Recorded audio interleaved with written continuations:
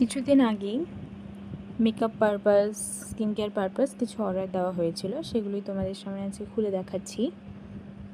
তো বেসিক্যালি আমি পার্পল থেকে অর্ডার দিয়েছিলাম।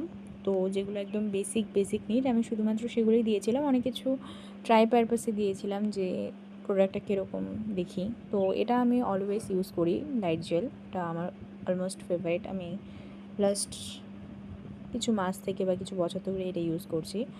দেন আমি অর্ডার দিয়েছিলাম কিছু মেকআপের প্রোডাক্টস। আর এটা আমি সাধারণত ট্রাই পারপাস দিয়েছি, যে দেখি জিনিসটা কীরকম, এরকম যে কাজ কীরকম করে। তো তার জন্য আমি এটা দিয়েছিলাম। 99 পড়েছিল আমার, আই গেস। আর এই ফেসেস ক্যানাডার এটা আমি অর্ডার দিয়েছিলাম।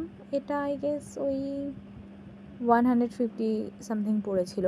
তো এটাও আমি জাস্ট দেখার জন্য যে জিনিসটা অ্যাকচুয়ালি কীরকম ওয়ার্ক করে, সেই রেসপেক্টে এই ফেসেস ক্যানাডার এটা আমি অর্ডার দিয়েছিলাম।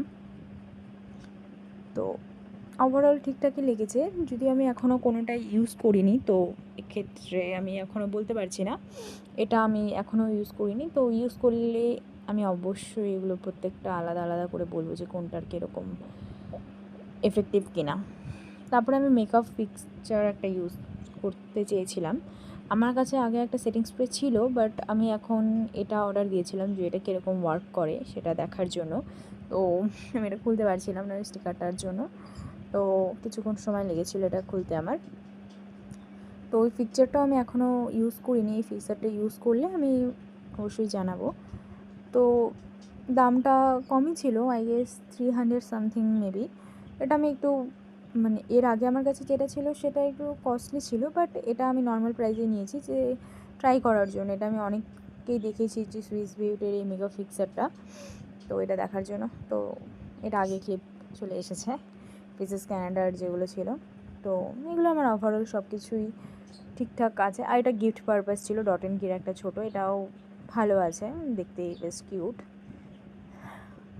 আর এটাও আমার গিফট পারপাসে দিয়েছিল, যে একটা লিপস্টিক ছিল। এই আইলাইনারটা 99 না, হ্যাঁ এরকমই হয়তো পড়েছিল।